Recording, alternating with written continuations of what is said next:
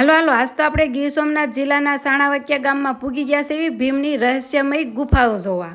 પહેલાં તો જો અહીંયા હતું એક મોમાઈમાનું સરસ મજાનું મંદિર, તો આપણે દર્શન કરી લીધા અને પછી આગળ જતાં અમને અલગ અલગ રહસ્યમય ગુફાઓ જોવા મળી અને કાંઈ હતું સરસ મજાનું પાણીનું કુંડ પણ। અને જે તમે આ કુંડ જોવો છો ને, એ ફરતો પથ્થરની વચ્ચે આવેલું આ કુંડ છે। તો આવી કાંક અલગ અલગ ગુફાઓ જોતા જોતા આપણે એક ડુંગર તો ચડી ગયા છીએ ને આ એક છે સરસ મજાનું એક દાદાનું મંદિર। અહીંયા તો જો ટેકરીઓ કરેલી હતી, તો આપણે પણ એક ટેકરી કરી નાખી। તો ચાલો અહીંયાથી આપણે હવે જવાનું છે બીજા લોકેશન ઉપર ને, તો આપણે પૂગી ગયા છીએ બીજા લોકેશન ઉપર। અને મેં સાંભળ્યું હતું કે આ જે લોકેશન છે એ કુંતા માતાનું રસોડું છે। તો રસોડાની એક્ઝેક્ટ સામે જે તમને વિશાળકાય ગુફા દેખાય છે, ત્યાં 5 પાંડવો બેસીને ભોજન ગ્રહણ કરતા। અને હા, આ ગુફા તમને કેમેરામાં નાની દેખાતી હશે, પણ જો તમે અહીંયા આવો તો તમને ખબર પડે કે આ ગુફા કેટલી વિશાળકાય છે।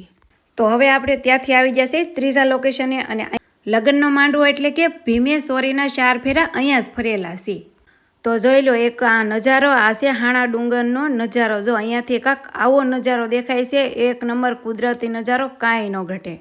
તો અહીંયા હજી ઘણી બધી રહસ્યમય જગ્યાઓ છે, પણ હવે અમારે ક્યાંય નથી જવાનું, કેમ કે અહીંયાનો રસ્તો બહુ ખરાબ છે ને આર્યનભાઈ અમારી હારે છે, એટલે હવે અમે કેન્સલ કર્યું છે ને હવે અમે નીચે ઉતરી જઈએ છીએ। તો આજના વિડીયોમાં બસ આટલું, તો મળીશું નેક્સ્ટ વિડીયોમાં। Thanks for watching, by.